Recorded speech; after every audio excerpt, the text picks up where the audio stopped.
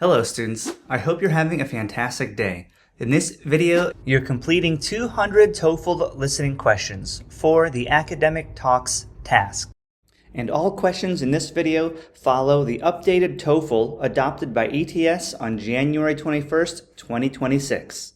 Academic Talks are the fourth task in the listening section, where you'll hear an excerpt from a university lecture, and this will be followed by 4 multiple-choice questions. In this video, there are 50 academic talks with 200 questions, and on the actual test, there are 4 academic talks with 16 questions.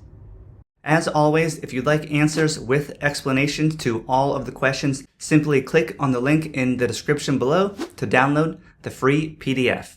And if you're really serious about your TOEFL IBT preparation, I suggest you check out our online course, Unlock the TOEFL IBT Mastering the Test. It's a fully online, self-paced course that fully prepares you for all 4 sections of the test. It's practice-focused and includes over 700 practice questions. More details on the course will be at the end of this video. Alright students, without further ado, let's get started.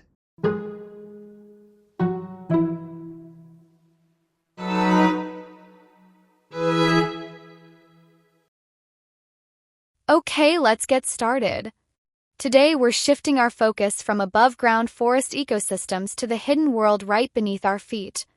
Specifically, we're looking at mycorrhizal networks. Now, for a long time, we viewed trees in a forest as isolated individuals competing for water and sunlight. But recent studies show they actually communicate and share resources through a massive underground web of fungi. Here's how it works. The fungi attach to the tree roots. The tree provides the fungi with carbon produced through photosynthesis, and in exchange, the fungi act like an extended root system, bringing the tree water and essential nutrients like phosphorus. What's really fascinating is that older, established trees, often called hub trees, use this fungal network to funnel nutrients to younger saplings that are shaded from the sun. Some scientists playfully call this the wood wide web. Completely changes our understanding of forest dynamics, shifting the paradigm from pure competition to complex cooperation.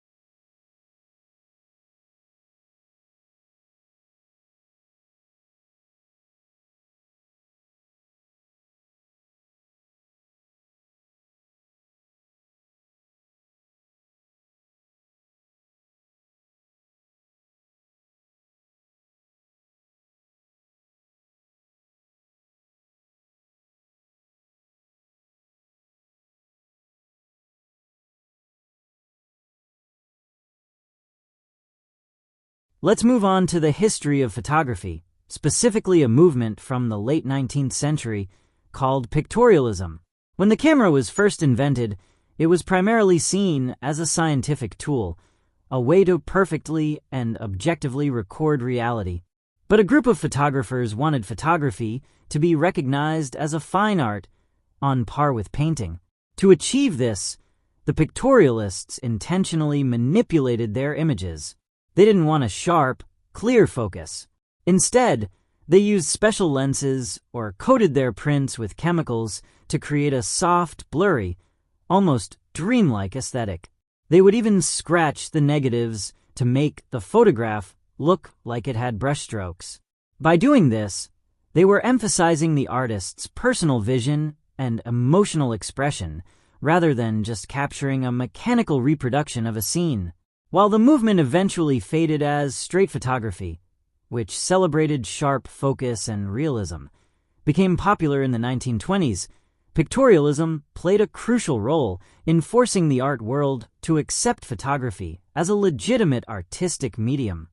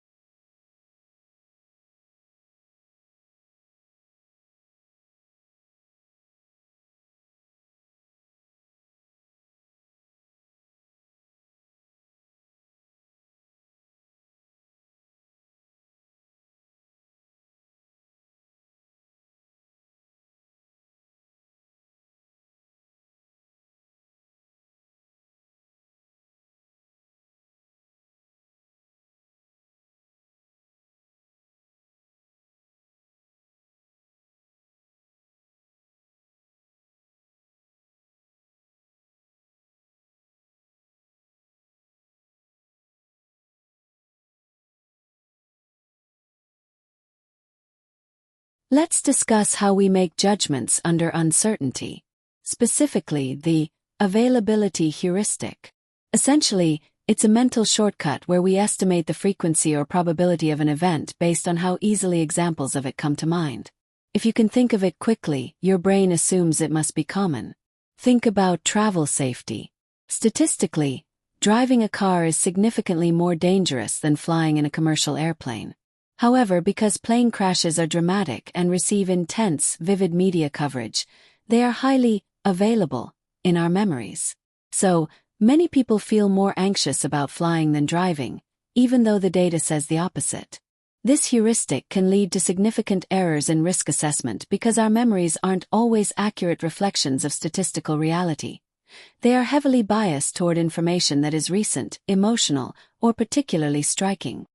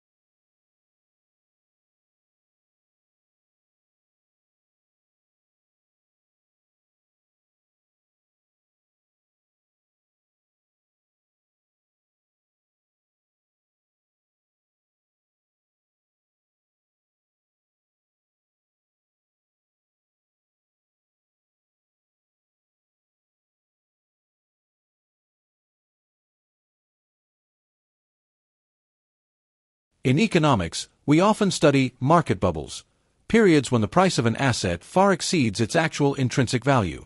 The classic historical example is the tulip mania of the 1630s in the Netherlands. At the height of this craze, rare tulip bulbs became the ultimate status symbols. People weren't buying these flowers for their beauty, they were buying them purely as an investment, expecting the prices to keep rising indefinitely.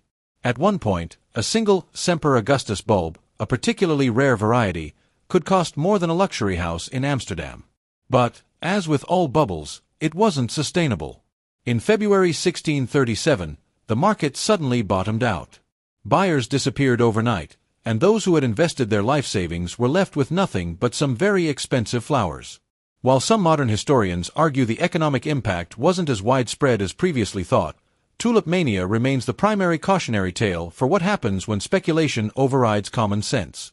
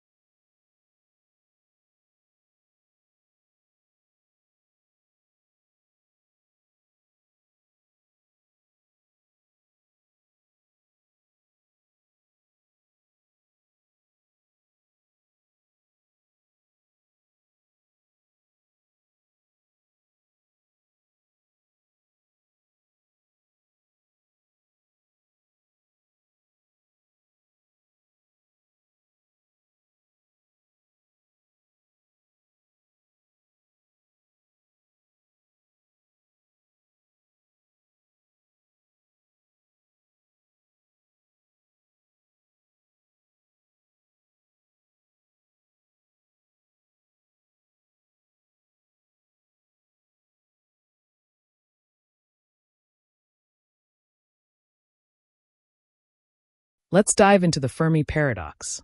The universe is billions of years old and contains trillions of stars. Mathematically, it should be teeming with intelligent life. So, where's everybody?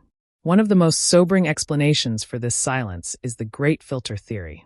This theory proposes that in the development of life, from basic molecules to interstellar civilizations, there is one specific step, a filter, that is almost impossible to get past. Now, here is the kicker. We don't know if this filter is behind us or ahead of us. If it's behind us, say, the jump from single-celled to multi-celled organisms, then humans are incredibly rare and lucky. But if we find evidence of complex life on Mars or Europa, it's actually quite terrifying. Why? Because it suggests that life starts easily, which means the Great Filter isn't a fluke of the past, but a catastrophe that awaits almost every civilization in the future, perhaps in the form of self-destructive technology or resource depletion.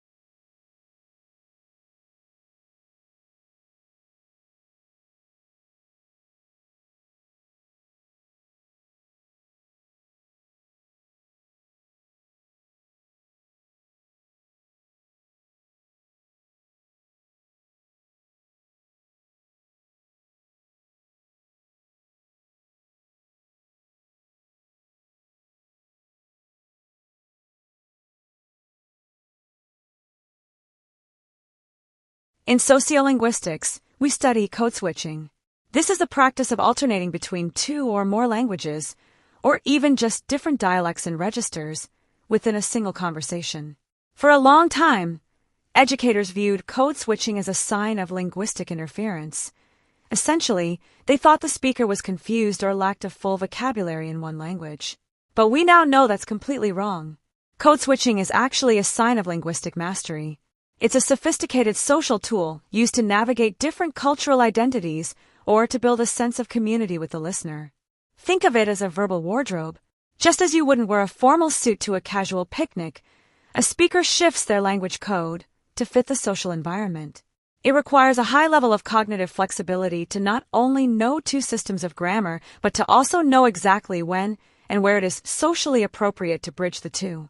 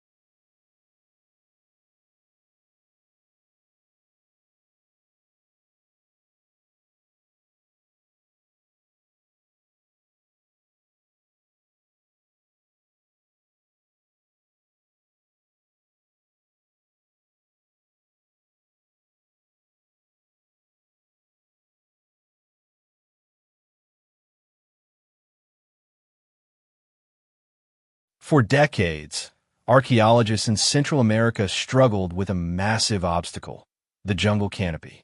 Tropical forests are so dense that they can hide entire cities just a few yards away from researchers. But recently, a technology called LiDAR which stands for light detection and ranging, has completely revolutionized the field. LiDAR works by firing millions of laser pulses from an airplane down to the ground. These pulses can penetrate the gaps in the leaves and bounce off the structures below. When the data is processed, we can digitally strip away the trees, revealing the bare ground. What we found in places like northern Guatemala was staggering.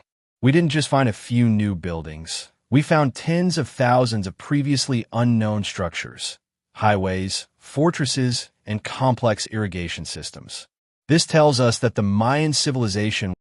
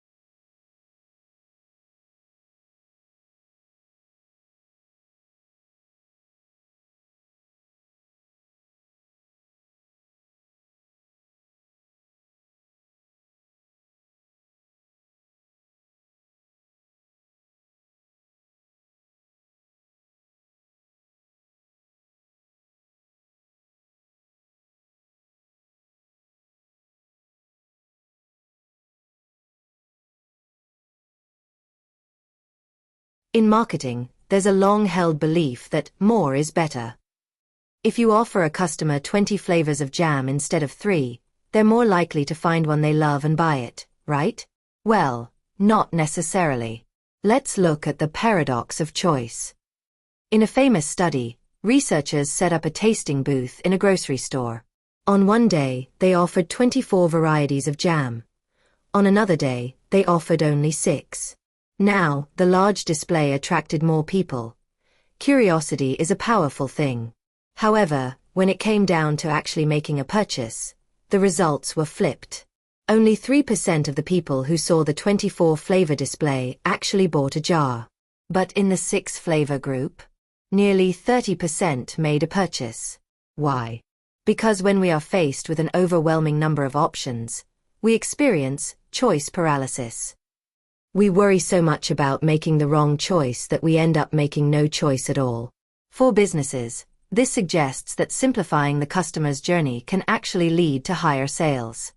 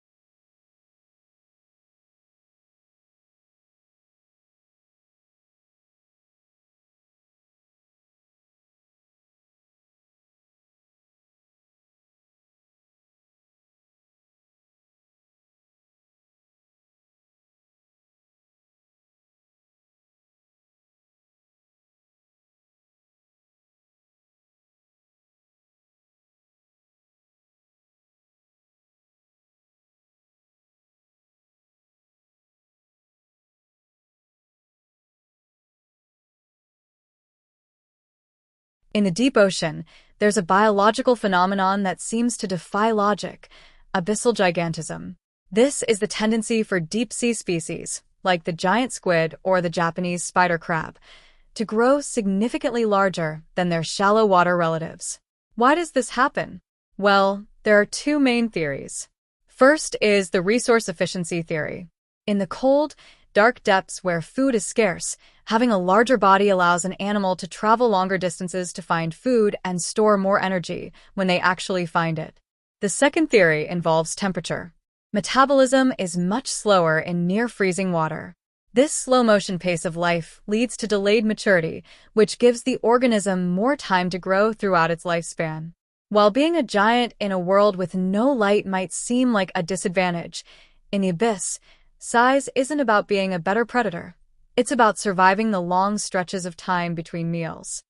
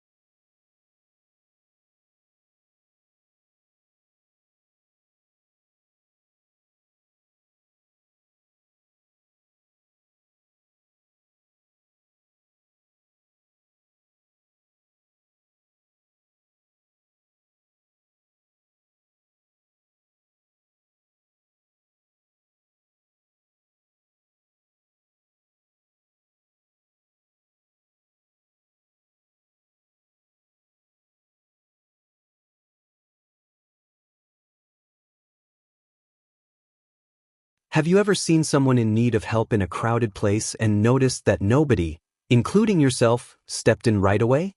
This is the bystander effect. The core idea is that the more people who witness an emergency, the less likely any single individual is to help. There are two psychological drivers here. First is pluralistic ignorance. We look at others to see how to react. If no one else is moving, we assume the situation isn't actually an emergency. The second and more powerful is the diffusion of responsibility. We feel that since there are 20 other people watching, someone else will surely take the lead or call for help. Our individual sense of duty is diluted by the size of the crowd. Paradoxically, if you're in trouble, you're actually statistically safer if only one person is watching you than if 100 are.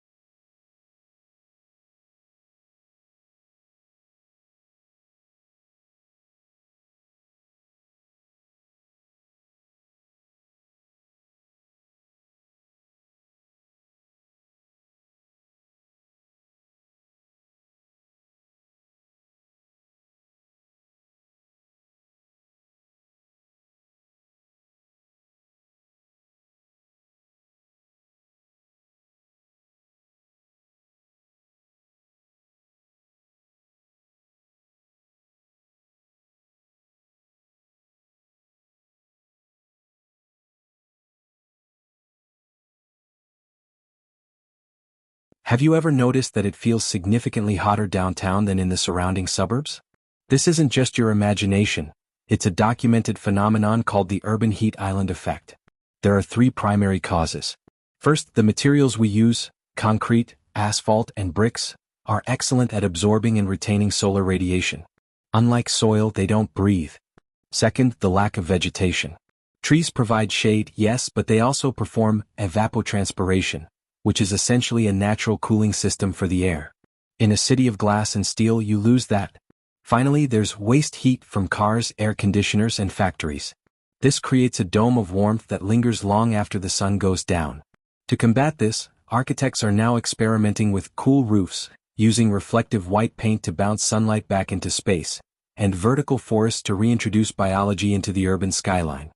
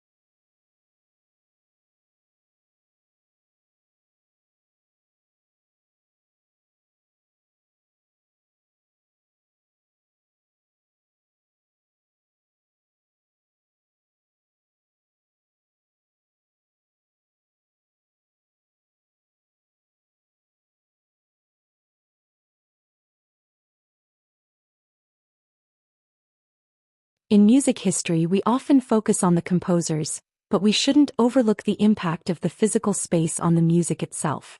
Think about the transition from the Baroque era to the Romantic era. In the 1700s, music was often performed in small, private chambers, or stone cathedrals. Cathedrals have a very long reverberation time. The sound bounces around for a long time, which is why organ music from that era is so slow and grand. If it were too fast, the notes would just blur together into a mess.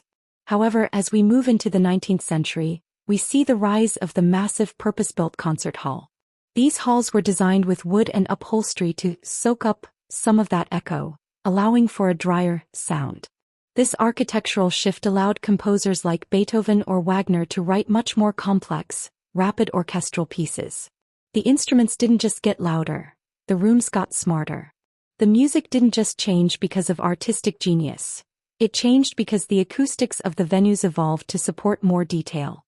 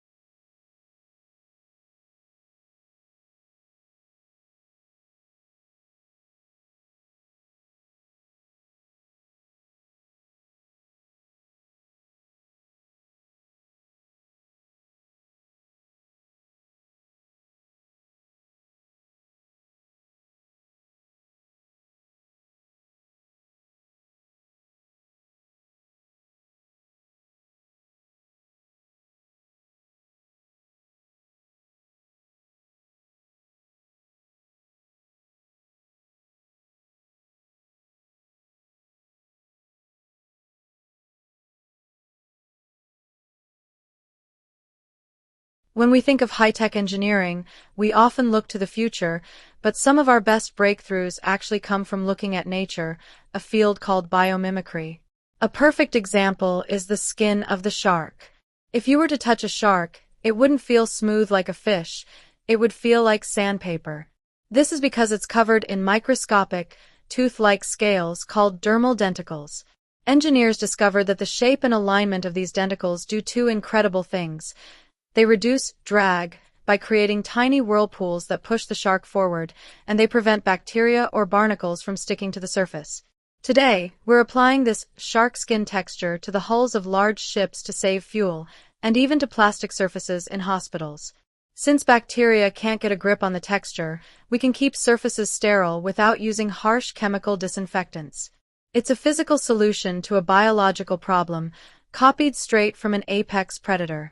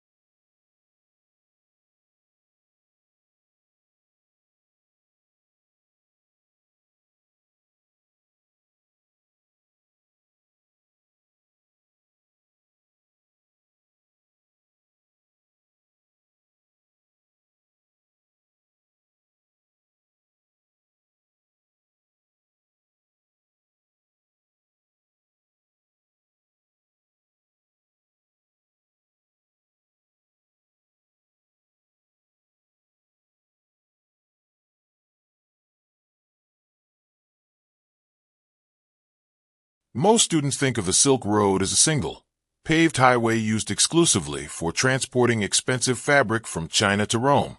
In reality, it was a massive, shifting network of land and sea routes. And while silk was a major commodity, the most significant exports were actually invisible. The Silk Road acted as the world's first information superhighway. It was the primary way that religions, particularly Buddhism, spread from India into East Asia. It was how the West learned about Chinese inventions, like paper and gunpowder. But this connectivity had a dark side. These same routes allowed the bubonic plague to travel from Central Asia to Europe, devastating the population in the 14th century. So, when we study the Silk Road, we shouldn't just look at it as a trade agreement for luxury goods. We have to see it as a double-edged sword that facilitated the exchange of the best and worst of human civilization.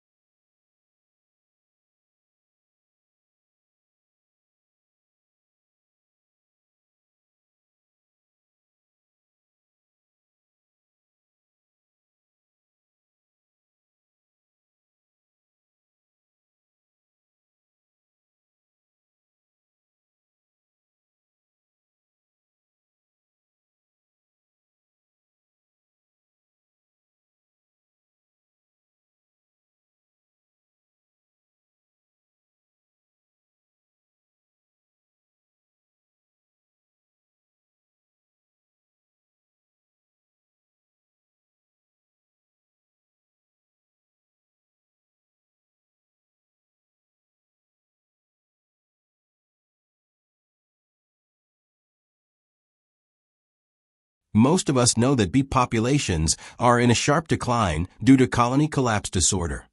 Since bees pollinate about 1/3 of the food we eat, this is a massive threat to global food security. In response, some researchers are developing robo-bees, tiny autonomous flying robots designed to mimic the pollination behavior of real bees. These microbots use smart sensors to navigate between flowers and mechanical hairs that use static electricity to pick up and drop off pollen. However, we're not ready to replace nature just yet. There's a major hurdle: power density. Real bees are incredibly efficient, fueled by nectar, whereas robo-bees currently require a tiny wire tether for power or carry batteries that only last for a few minutes of flight. Plus, the cost of manufacturing millions of these robots is astronomical compared to simply protecting natural habitats. So, while the tech is impressive, most ecologists argue that robo-bees should be a last resort plan B, not a substitute for conservation efforts.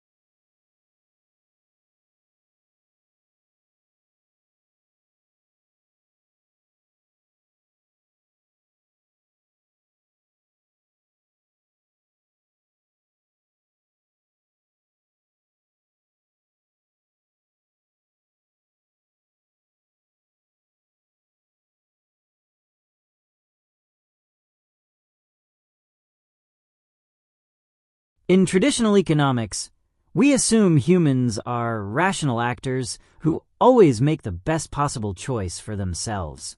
But in the real world, not so much. This led to the development of nudge theory. A nudge, is a subtle change in the way choices are presented that influences people's behavior without actually forbidding any options or significantly changing their economic incentives. Take a school cafeteria, for example. If you want students to eat more fruit, you don't ban junk food. That's a mandate. Instead, you move the fruit to eye level or place it right next to the cash register. You haven't taken away the cookies, but you've nudged the students toward the healthier choice. This concept is often called libertarian paternalism. It's paternalistic because it tries to influence people for their own good, but it's libertarian because it preserves their freedom of choice. It's a powerful tool for governments to improve public health or retirement savings without passing heavy-handed laws.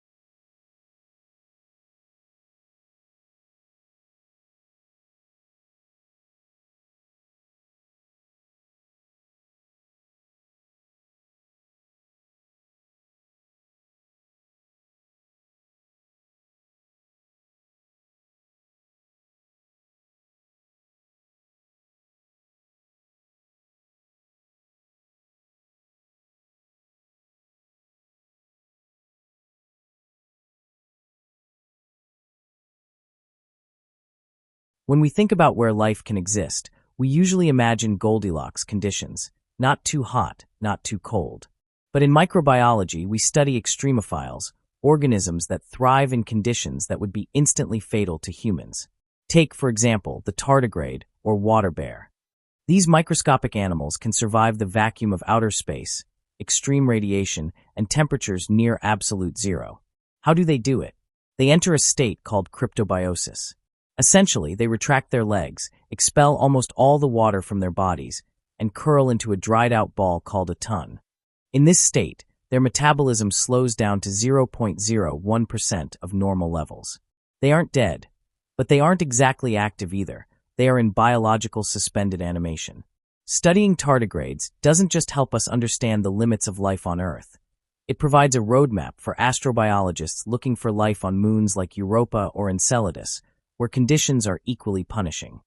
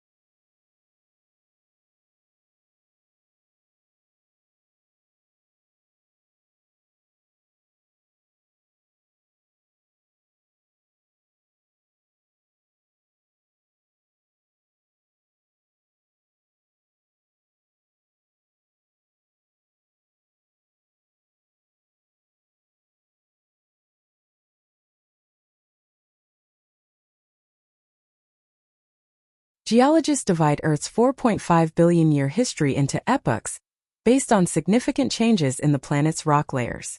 For the last 11,000 years, we've been in the Holocene. However, many scientists now argue we've entered a new period, the Anthropocene, or the Age of Humans. The argument is that human activity has altered the planet's physical and biological systems so deeply that it will be visible in the geological record for millions of years. But what is the golden spike? The specific marker in the soil? Some point to the rise of radioactive isotopes from mid-20th century nuclear testing. Others point to technofossils, remnants of plastic and concrete that are now becoming part of the sedimentary layers. There is even a suggestion that the massive global distribution of domestic chicken bones will be the most distinct fossil marker of our era. The debate isn't about whether we are changing the planet, but rather when exactly these changes became permanent enough to define a new geological chapter.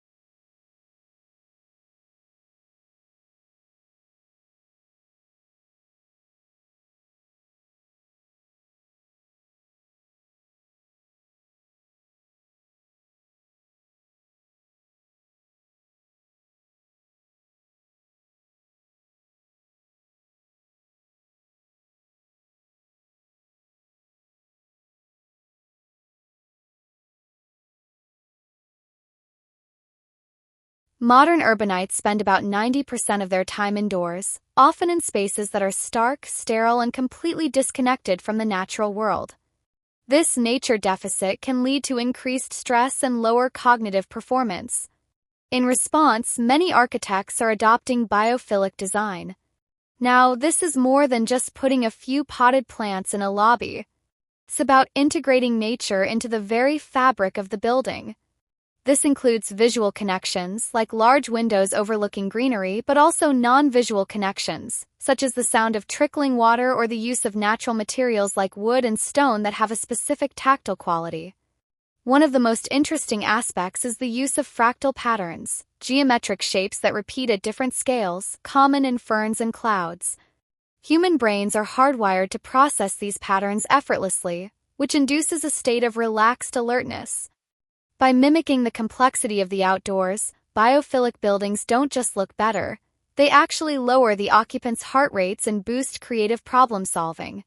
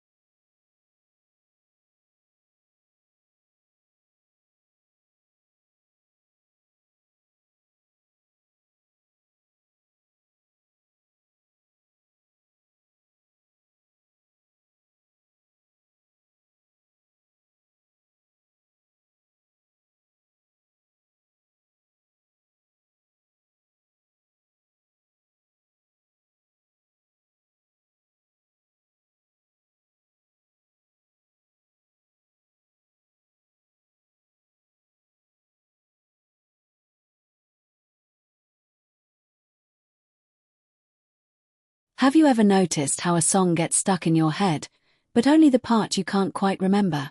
Or how you can recall every detail of a project you're currently working on, but once it's finished, the details vanish? This is known as the Zeigarnik effect. It was first observed in the 1920s by a psychologist named Bluma Zeigarnik.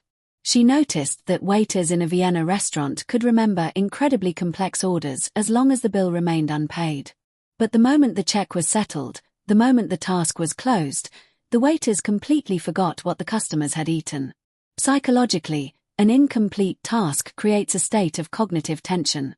Our brains view an unfinished job as an open loop that requires a high level of mental energy to maintain. Once the task is completed, the brain experiences a sense of closure and flushes that information to save resources. For students, this suggests that pulling an all-nighter to finish everything at once might actually be less effective for long-term memory than taking strategic breaks that keep those cognitive loops open for a bit longer.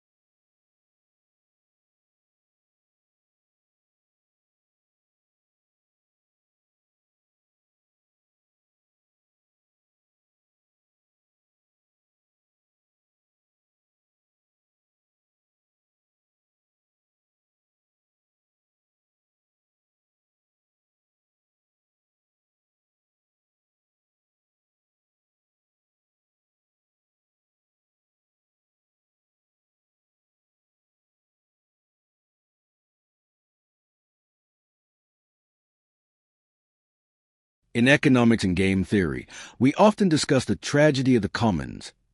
Imagine a shared pasture where local herders all graze their cattle.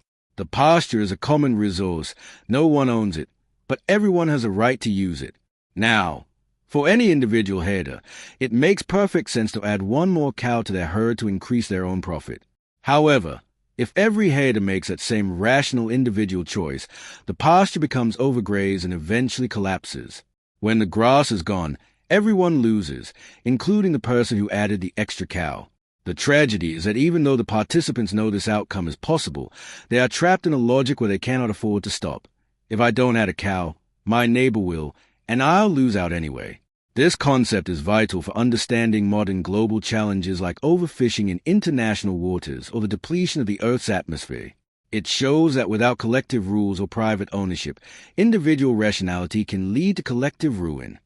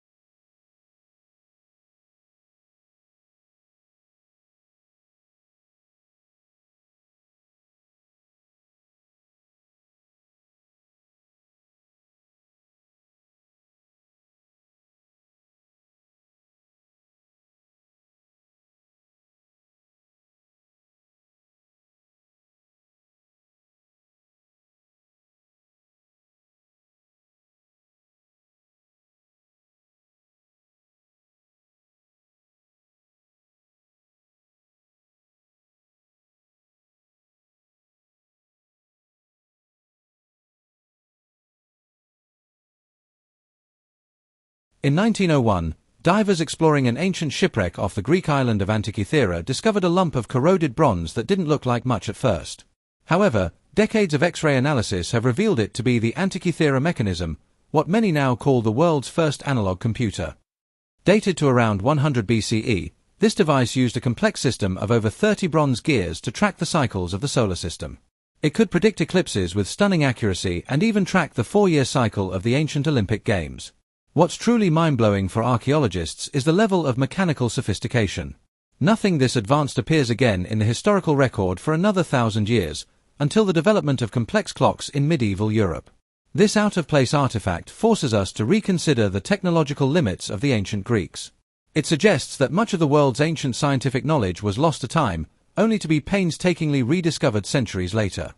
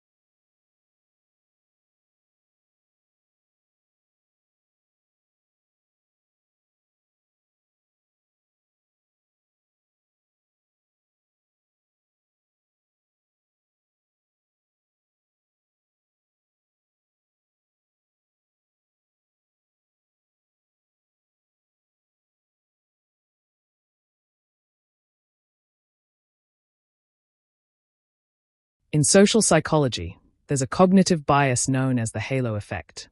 Essentially, it's our tendency to let one positive trait of a person heavily influence our overall judgment of them. The classic example involves physical attractiveness. Studies consistently show that if we perceive someone as good-looking, our brains automatically, and often incorrectly, assume they possess other positive qualities, like high intelligence, kindness, or honesty. We place a halo over them based on a single characteristic. This has massive real-world implications. In the workplace, for instance, interviewers are statistically more likely to hire conventionally attractive candidates, unconsciously believing them to be more competent. It's a mental shortcut our brains use to quickly assess strangers, but it fundamentally distorts our objectivity. We end up judging a book not by its contents, but purely by how much we like the cover.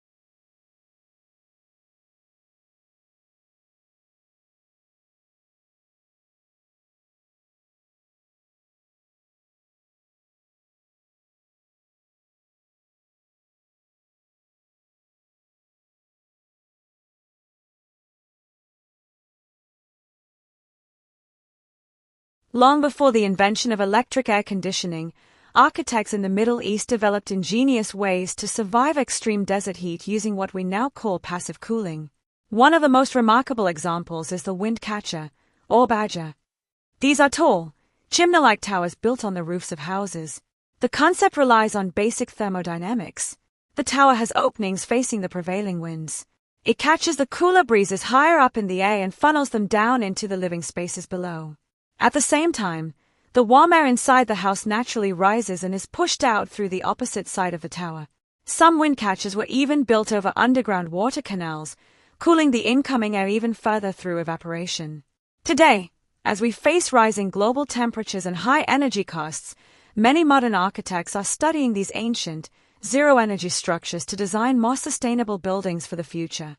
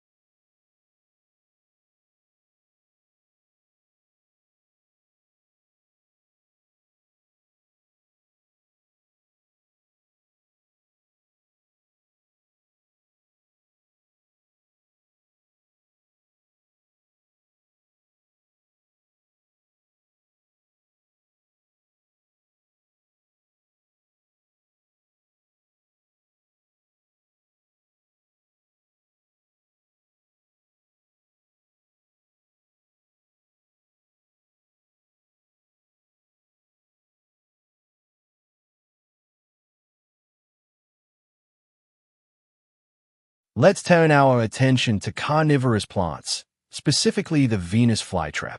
Because these plants live in nutrient-poor bogs, they evolve a way to extract essential nitrogen from insects rather than the soil. But how does a plant, which has no brain or nervous system, know exactly when to snap shut? It relies on a highly specialized system of trigger hairs on the inside of its leaves. If an insect lands and touches just one hair, nothing happens. The plant is essentially waiting to ensure it's not experiencing a false alarm, like a falling twig or raindrop. However, if the insect touches a second hair within about 20 seconds, it generates a rapid electrical impulse called an action potential. This impulse signals the cells on the outside of the trap to swell with water, snapping the leaves shut in a fraction of a second. It's an incredibly precise, mathematically timed mechanism that ensures the plant only expends its valuable energy when a meal is absolutely guaranteed.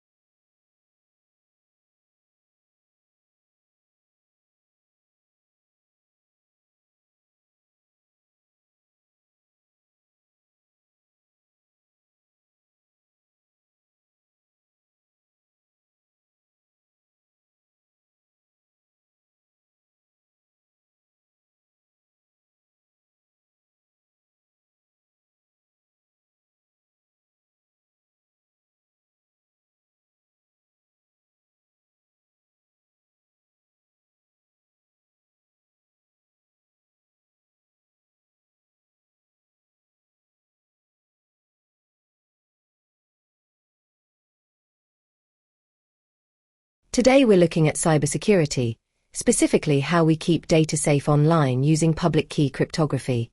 Historically, if you wanted to send a secret, encrypted message to someone, you both had to share the exact same key to lock and unlock the code. This is called symmetric encryption. The obvious flaw here is, how do you safely share that key without it being intercepted by a third party? To solve this, computer scientists developed public key, or asymmetric, cryptography. In this system, you actually generate a pair of mathematically linked keys, a public key that everyone in the world can see, and a private key known only to you. If someone wants to send you a secure message, they use your public key to lock it. However, and this is the genius part, once it is locked with the public key, it cannot be unlocked with that same key. It can only be opened by your corresponding private key. This system completely revolutionized internet security, allowing secure transactions like online banking to happen without the two parties ever needing to secretly exchange a password beforehand.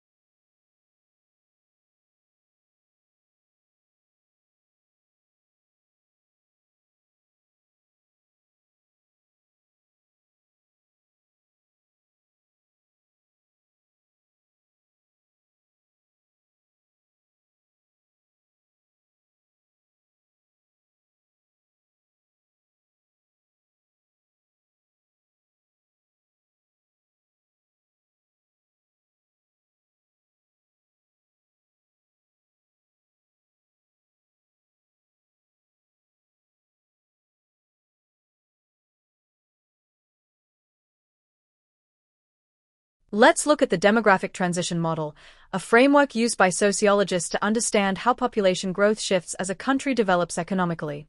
Before industrialization, Both birth rates and death rates are extremely high, so the overall population stays relatively small and stable. But as a society industrializes, something interesting happens. Better sanitation and medicine cause death rates to plummet, but birth rates remain high for a few more generations. This gap creates a massive population explosion. Eventually, as urban living becomes the norm and education improves, birth rates also drop, stabilizing the population once again. Currently, many developing nations are stuck in that middle explosive phase. Demographers worry that if these countries don't transition quickly to the final stabilized phase, they will exhaust their local resources.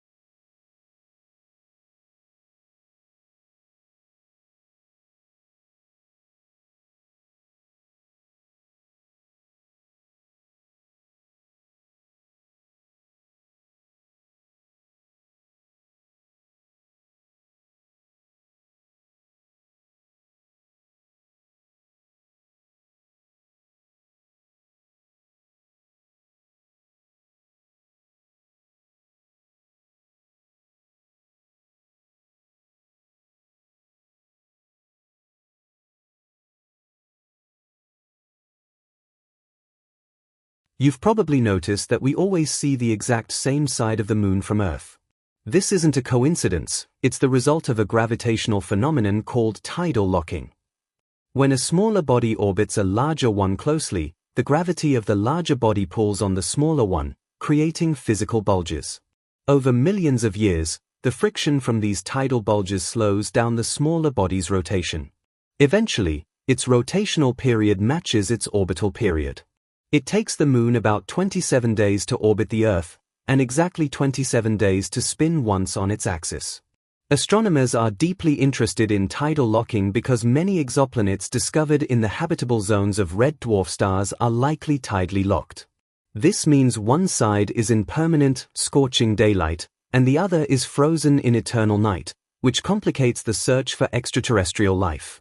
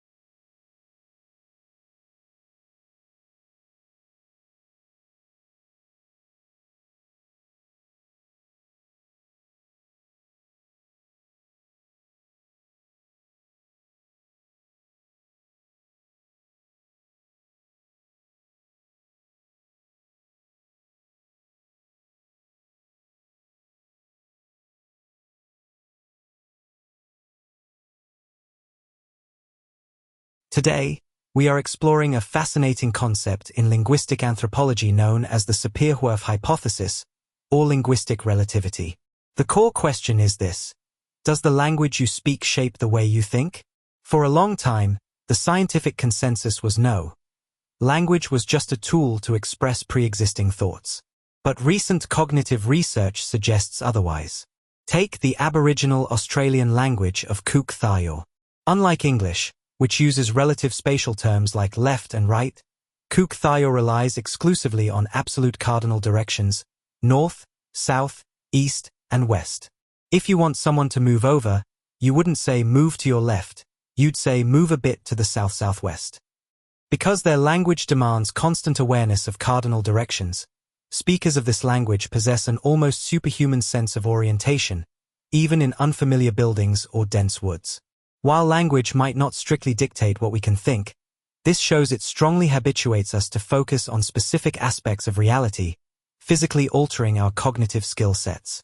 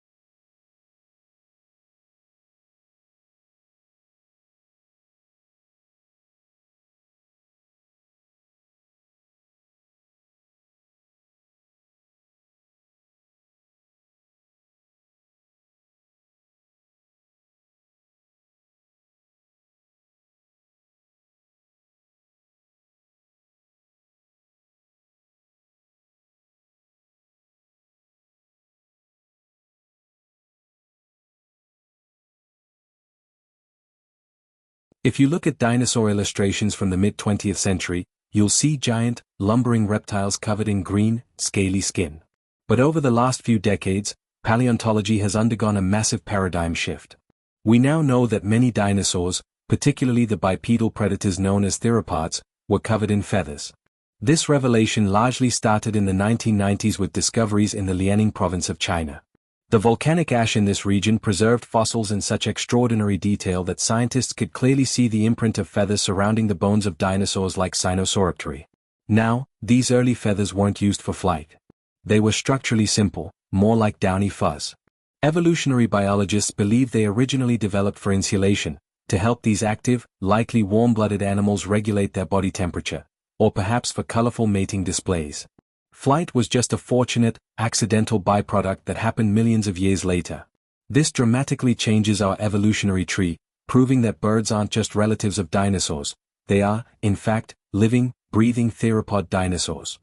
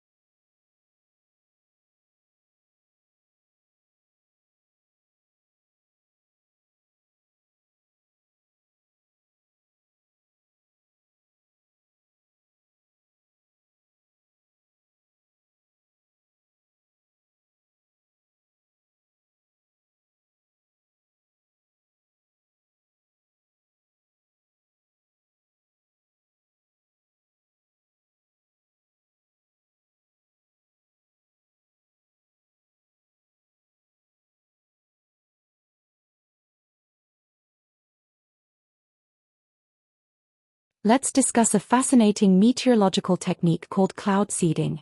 For decades, scientists have tried to artificially induce rain to combat severe droughts.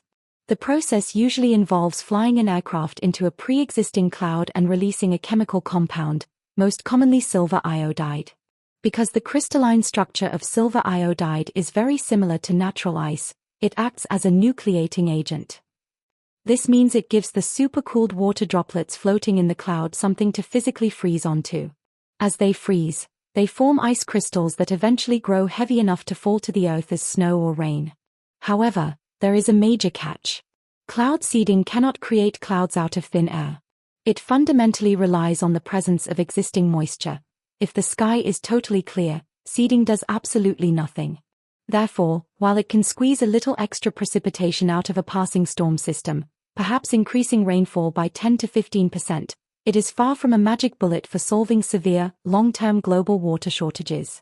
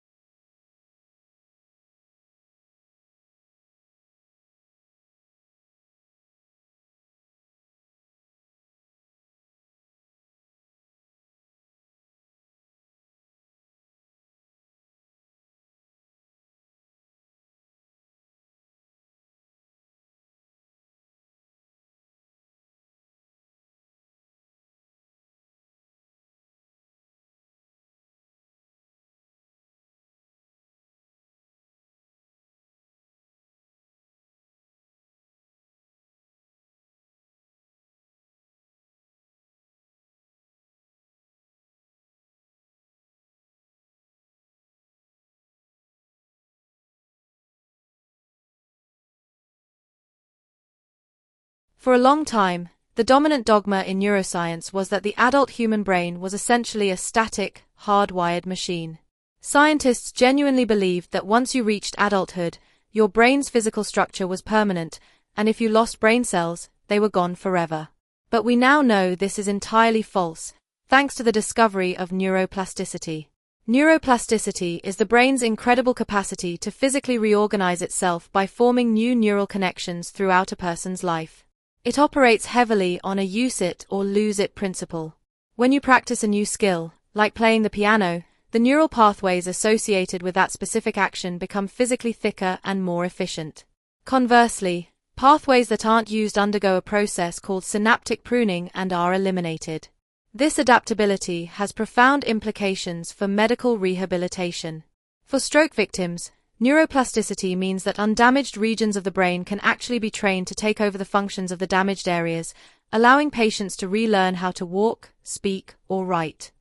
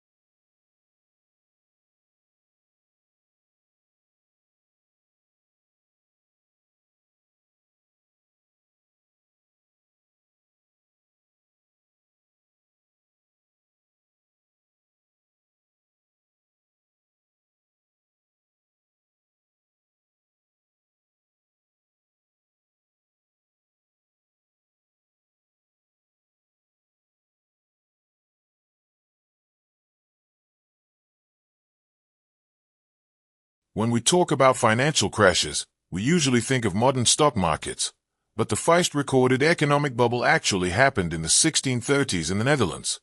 It's famously known as tulip mania. Initially, tulips were just an exotic status symbol for the ultra-rich. But soon, the middle class wanted in on the action. The market really spiraled out of control with the invention of futures contracts. Instead of buying a physical flower, people started buying the rights to a bulb that hadn't even bloomed yet. This meant buyers didn't need to actually have the tulips, and sellers didn't need to actually own them. It became pure speculation. At the peak of the mania, a single rare tulip bulb was trading for the price of a luxury mansion in Amsterdam. But, as with all bubbles, it was driven by psychological momentum, not underlying value.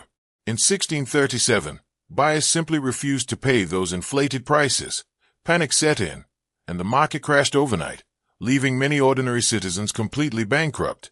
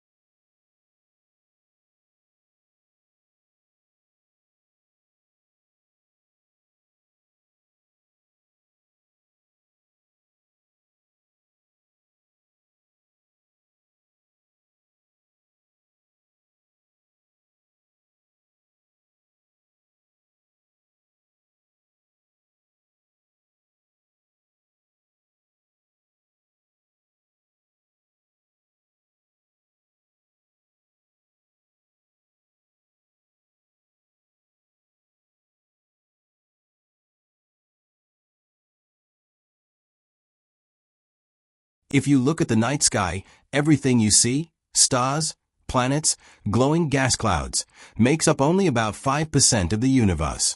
The rest is largely a complete mystery. Let's talk about the missing mass, specifically dark matter. In the 1970s, an astronomer named Vera Rubin was studying how galaxies rotate. According to the laws of physics, the stars at the very edge of a spiral galaxy should orbit much slower than the stars near the dense center. But Rubin observed something baffling. The outer stars were moving incredibly fast. So fast, in fact, that the galaxy should have literally flown apart, spilling stars into the void. Since it wasn't flying apart, there had to be some invisible source of massive gravity holding it together. We call this dark matter. It doesn't emit light, it doesn't reflect light, and it doesn't interact with electromagnetic forces. We literally cannot see it. We only know it exists because of its gravitational pull on the things we can see. It essentially acts as the invisible scaffold of the cosmos.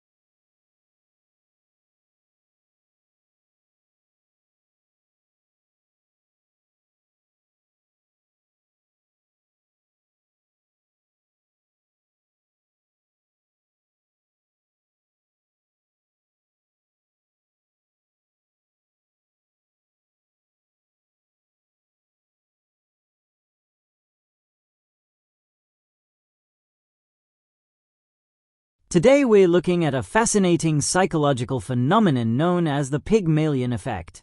In short, it's a type of self-fulfilling prophecy where higher expectations placed upon an individual lead to an actual increase in that person's performance. This was famously demonstrated in a 1968 study in an elementary school. Researchers gave students a standard IQ test, but told the teachers that a specific group of students were intellectual bloomers, kids who were about to show a massive surge in academic ability. In reality, these students were selected entirely at random. However, by the end of the school year, those bloomers showed significantly higher IQ gains than the rest of the class. The reason wasn't biological, it was behavioral. Because the teachers believed these kids were smarter, they unconsciously gave them more challenging work, provided more detailed feedback, and waited longer for them to answer questions. This proves that our perceptions of potential can literally manufacture success where it didn't exist before.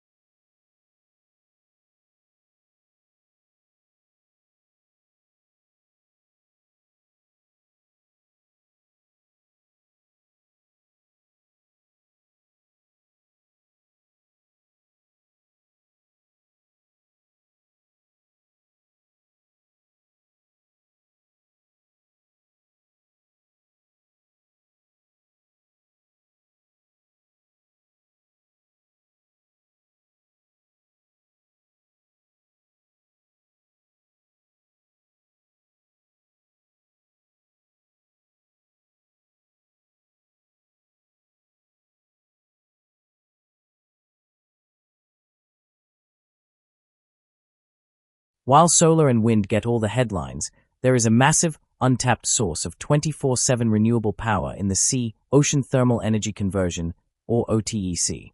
This technology exploits the temperature gradient between the sun-warmed surface water and the frigid water found deep in the abyss. The process is quite elegant. We use the warm surface water to heat a fluid with a very low boiling point, usually ammonia. This causes the fluid to vaporize into a gas, which turns a turbine to generate electricity. To complete the cycle, we pump cold water from about 1,000 meters down to cool that gas back into a liquid state. For this to work efficiently, you need a temperature difference of at least 20 degrees Celsius. Consequently, OTEC is most viable in tropical regions near the equator. The real hurdle isn't the physics, it's the infrastructure. Building pipes that are strong enough to withstand ocean currents while reaching depths of 1 kilometer is incredibly expensive, which is why we haven't seen a global rollout just yet.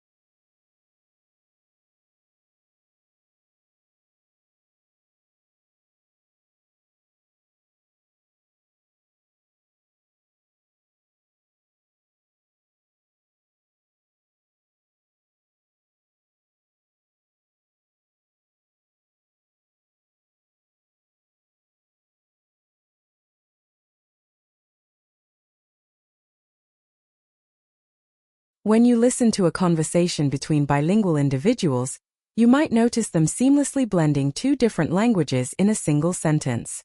In sociolinguistics, this phenomenon is called code switching. For a long time, educators incorrectly viewed code switching as a sign of linguistic deficiency, assuming the speaker simply lacked the vocabulary to finish their thought in one language. However, modern linguistics recognizes it as a highly sophisticated cognitive skill. People don't just code switch because they forget a word. They do it strategically. It serves several crucial social functions.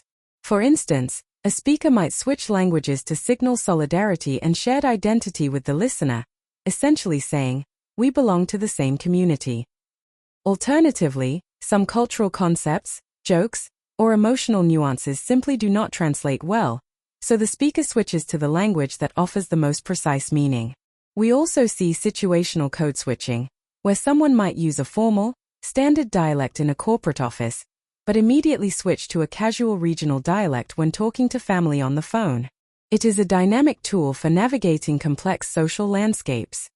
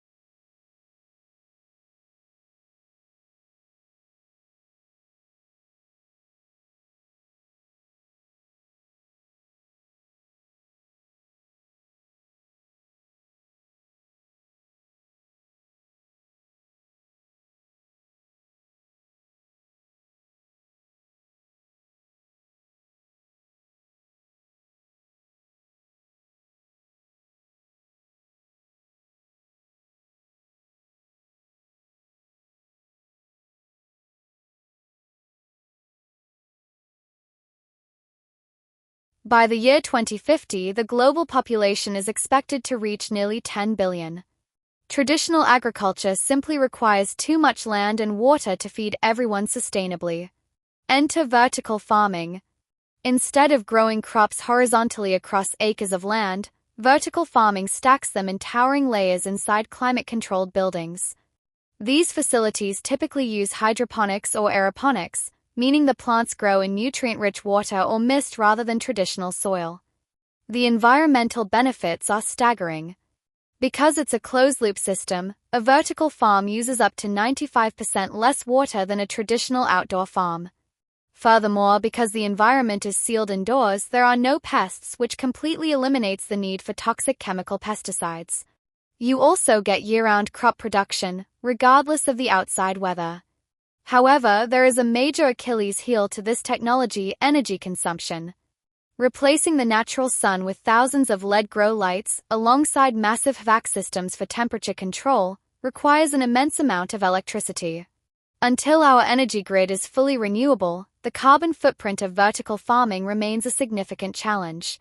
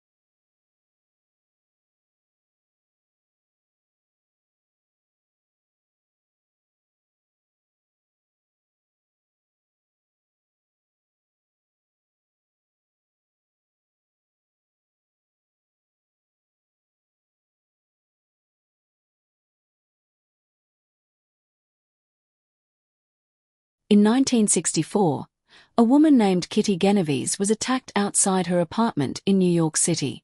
Initial reports claimed that dozens of neighbors heard her cries for help but did absolutely nothing. While those reports were later found to be somewhat exaggerated, they sparked a wave of research into what we now call the bystander effect. Psychologists Bibb Latane and John Daly discovered a counterintuitive truth: the more people who witness an emergency, the less likely any one of them is to help. Why? Because of a phenomenon called diffusion of responsibility. In a large crowd, every individual assumes that someone else, perhaps someone more qualified, has already called for help or will step in. There's also pluralistic ignorance, where people look at the calm reactions of others to decide if a situation is actually an emergency. If no one else is panicking, you assume everything is fine. To combat this, safety experts suggest that if you are ever in trouble in a crowd, you should point to one specific person and give them a direct command, like you in the red shirt, call 911. This re-individualizes the responsibility and breaks the psychological paralysis of the group.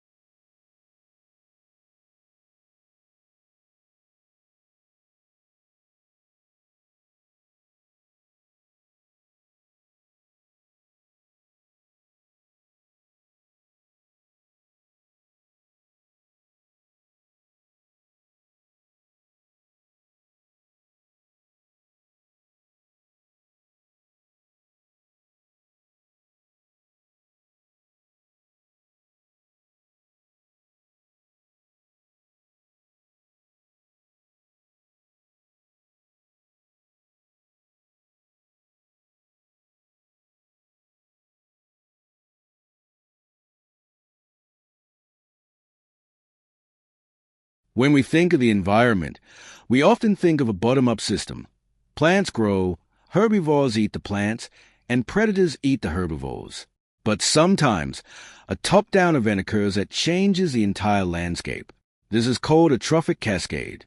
The most famous modern example is the reintroduction of gray wolves to Yellowstone National Park in 1995.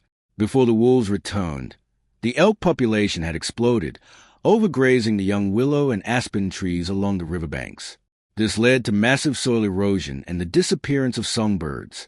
However, once the wolves were reintroduced, they didn't just reduce the elk numbers.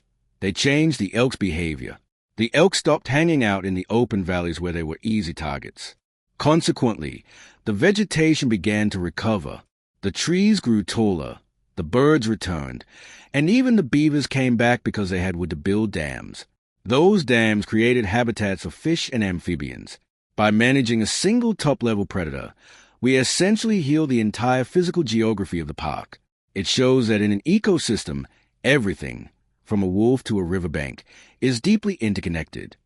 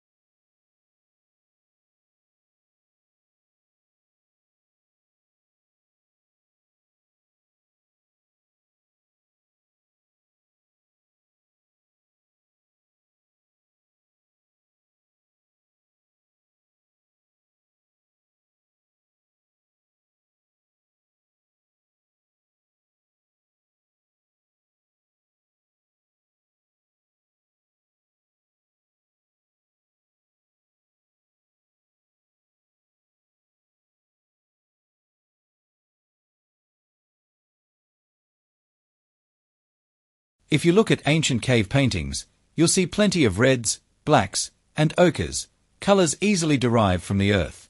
But you almost never see blue. For most of human history, blue was incredibly difficult to produce. The most prized pigment was ultramarine, made from the semi-precious stone lapis lazuli, which, during the Renaissance, could only be found in a single mountain range in Afghanistan.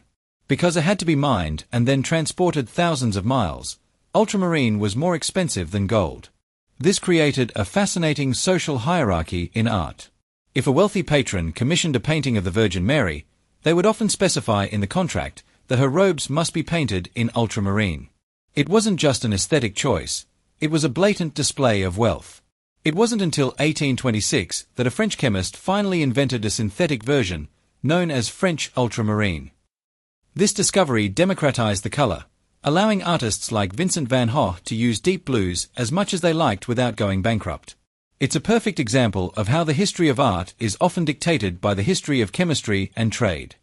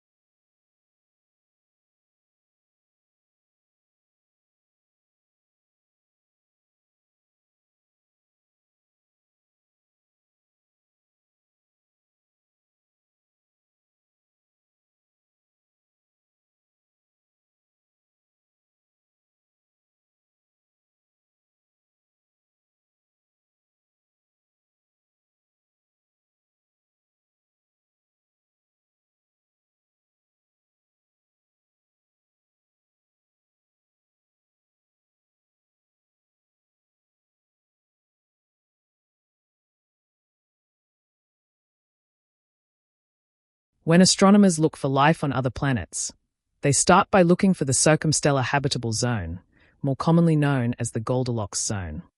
This is the specific range of distance from a star where the temperature is just right, not too hot for water to boil away, and not too cold for it to stay permanently frozen as ice. On Earth, liquid water is the essential solvent for all biological processes. Therefore, we look for Earth analogues in these zones. However, the Goldilocks zone is a moving target. For a small, cool star like a red dwarf, the habitable zone is very close to the star. For a massive, hot star, the zone is much further out. But distance isn't the only factor. A planet also needs the right atmospheric pressure. Without an atmosphere to trap heat or provide pressure, liquid water would simply evaporate into the vacuum of space, even if the temperature was perfect. So, while finding a planet in the right zone is a great first step, it's only the beginning of the story in our search for a second Earth.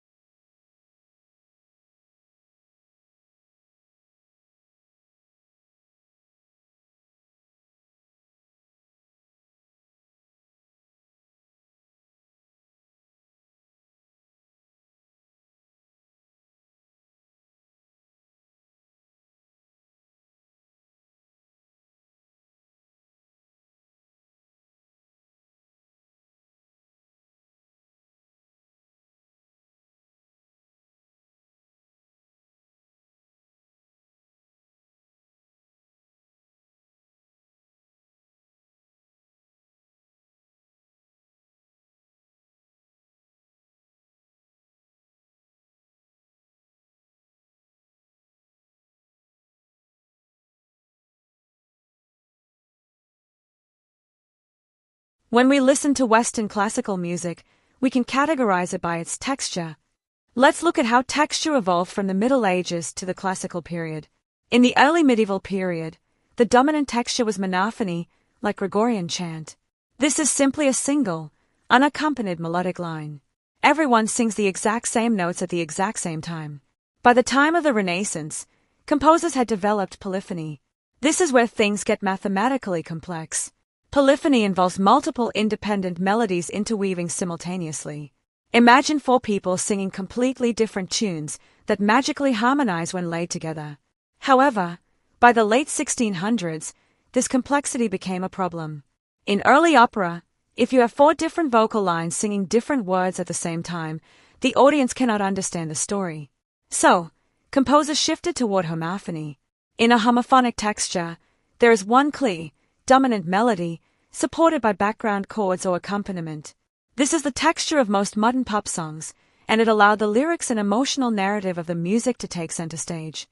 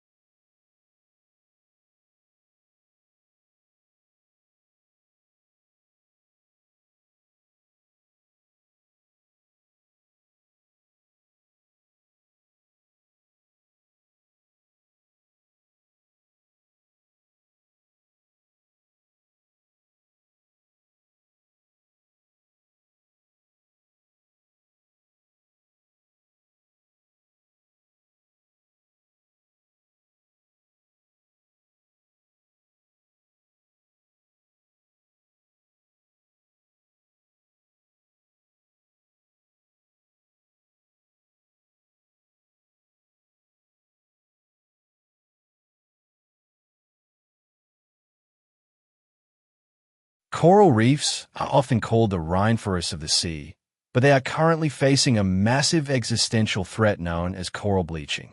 To understand this, we first need to understand the biology of a coral. Corals are animals, not plants. However, they share a crucial symbiotic relationship with microscopic algae called zooxanthellae, which live inside the coral's tissue. These algae perform a vital function. Through photosynthesis, they produce up to 90% of the coral's food. They also give the coral its vibrant colors. But this relationship is highly sensitive to temperature. When ocean waters become even a few degrees too warm, the coral becomes physically stressed and forcefully expels the algae. Without the algae, the coral loses its color, revealing its stark white, calcium carbonate skeleton, hence the term bleached. Now, a bleached coral is not dead yet, but it is effectively starving. If the water temperature drops quickly enough, the algae can return and the coral can recover. But if the heat wave persists, the coral will eventually die from malnutrition, leading to the collapse of the entire local marine ecosystem.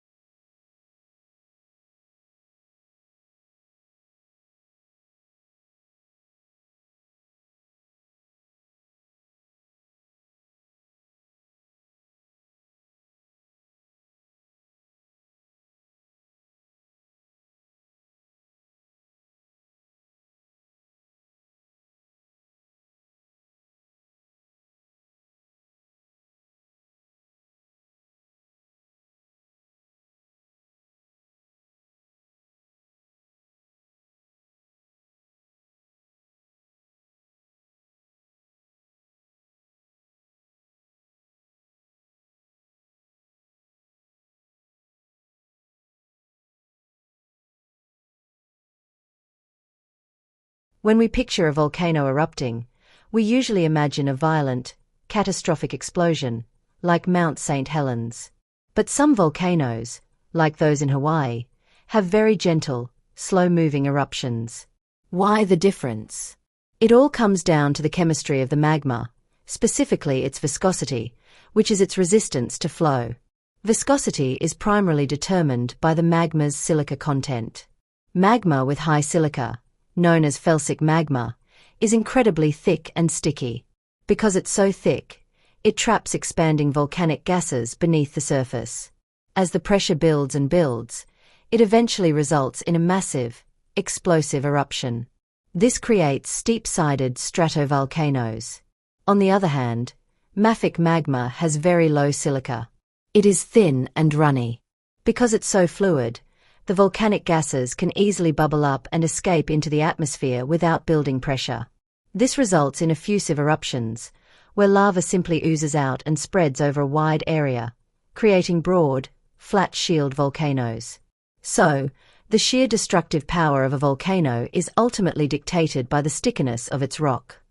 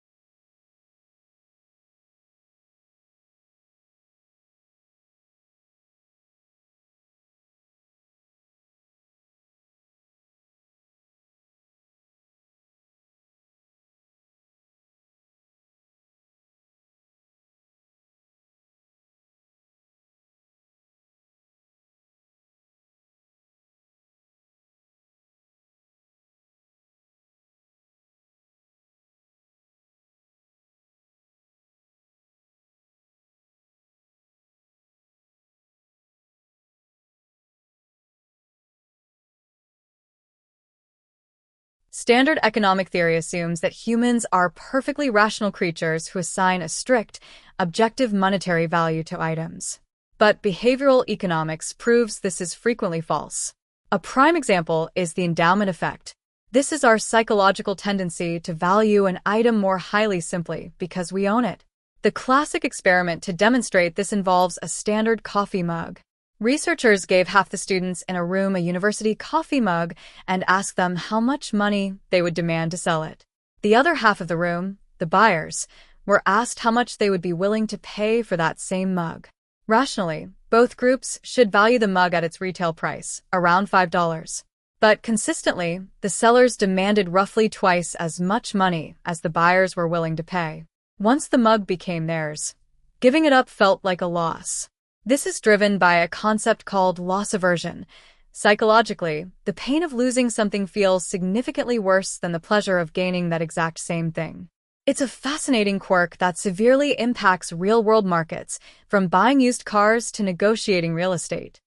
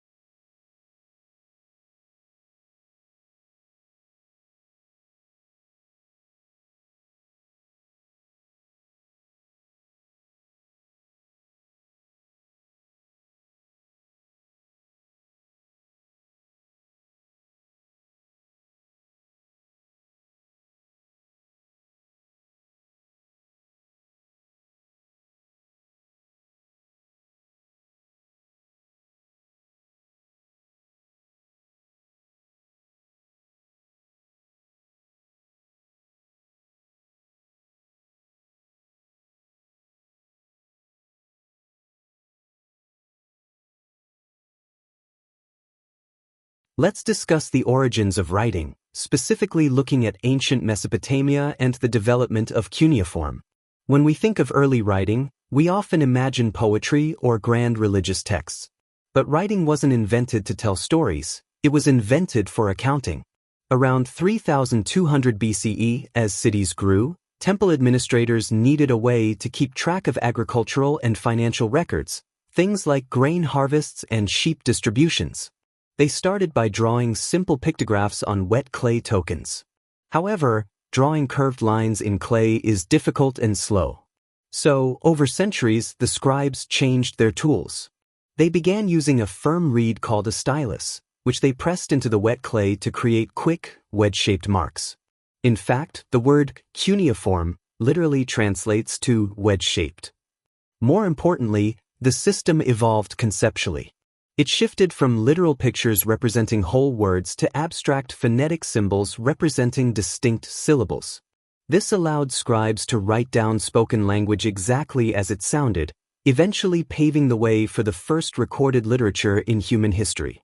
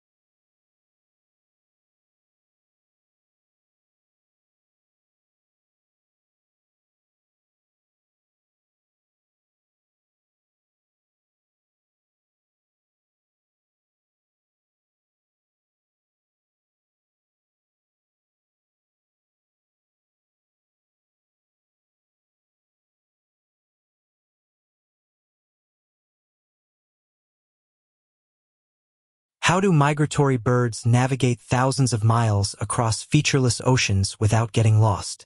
While they do use the sun and stars, their secret weapon is magnetoreception, an internal compass that detects the Earth's magnetic field. For a long time, the biological mechanism behind this was a mystery. Today, scientists believe the answer lies in a special light-sensitive protein called cryptochrome, which is found in the retinas of birds' eyes. Here is where biology meets quantum physics.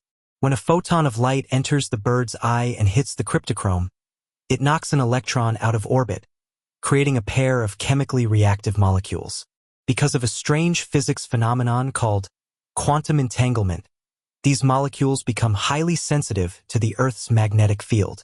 This reaction creates a chemical signal that the optic nerve sends to the brain, essentially allowing the bird to see the magnetic field as a visual pattern. This is why light is so incredibly crucial to the process. In experiments where migratory birds are placed in total darkness, they become completely disoriented. They literally cannot sense the magnetic field without the presence of light to activate that protein.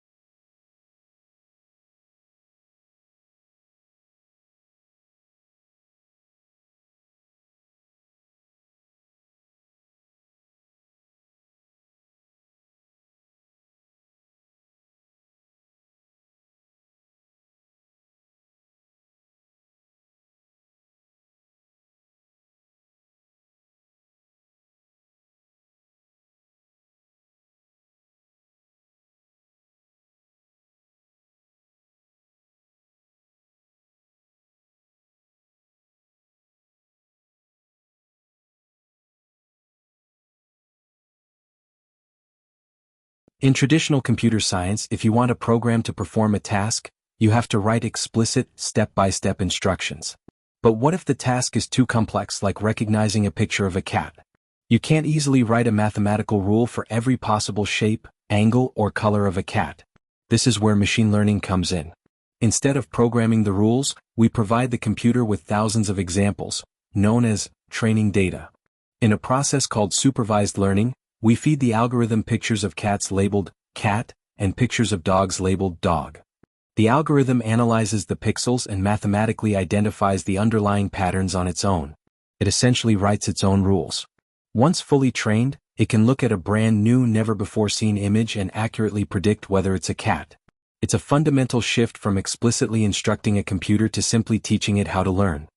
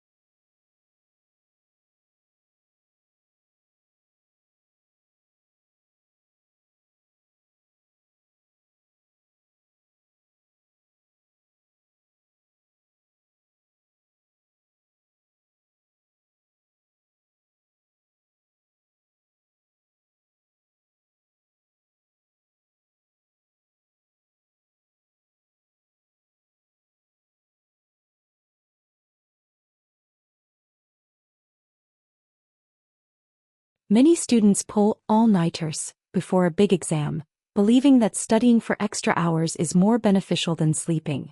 However, cognitive neuroscience shows this is completely counterproductive due to a process called memory consolidation. When you learn new information, it is temporarily stored in a part of the brain called the hippocampus. But this storage is fragile. When you go to sleep, particularly during deep, slow-wave sleep, your brain actively replays these new memories, transferring them to the neocortex for long-term, stable storage. Later in the night, during REM sleep, the phase where we typically dream, the brain links these newly stored facts together, fostering creativity and complex problem-solving skills. So, by skipping sleep, you aren't just feeling tired the next day. You are actually preventing your brain from physically saving the information you just spent hours trying to learn. Sleep isn't just rest, it's a highly active phase of learning.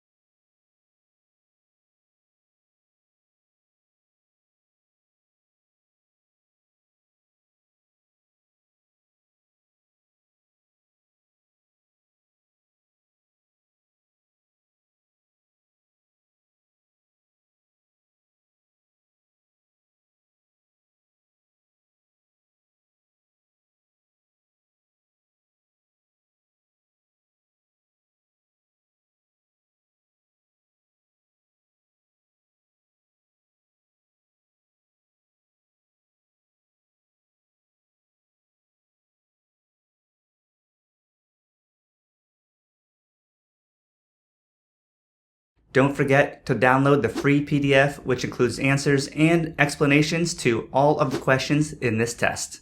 Welcome to the Unlock the TOEFL IBT Mastering the Test Preparation course, your comprehensive guide for mastering the TOEFL IBT. I'm Dr. Clive Walker, and I'm here to guide you through mastering the TOEFL IBT with ease and confidence. This fully online, self-paced course is fully updated with all of the most recent changes to the TOEFL test. This course offers you everything you need to succeed. It was designed with focused practice in mind. With over 700 practice questions and multiple study plans, you'll be more than ready to ace the test once you complete the course. And you'll gain hands-on experience with the exam format, honing your skills and boosting your confidence. Join learners worldwide and unlock your potential, whether you're just starting out or fine-tuning your skills. This course is designed to propel you toward your ideal score. Enroll in Unlock the TOEFL IBT Mastering the Test today and take the first step to mastering the TOEFL IBT and unlock a world of opportunities. Your journey to success starts here.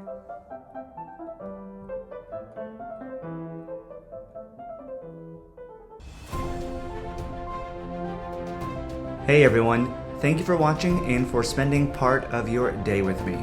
If you found this lesson useful, please give it a like, share it, or leave a comment, as your engagement truly helps the channel grow and encourages YouTube to share our videos with more learners just like you.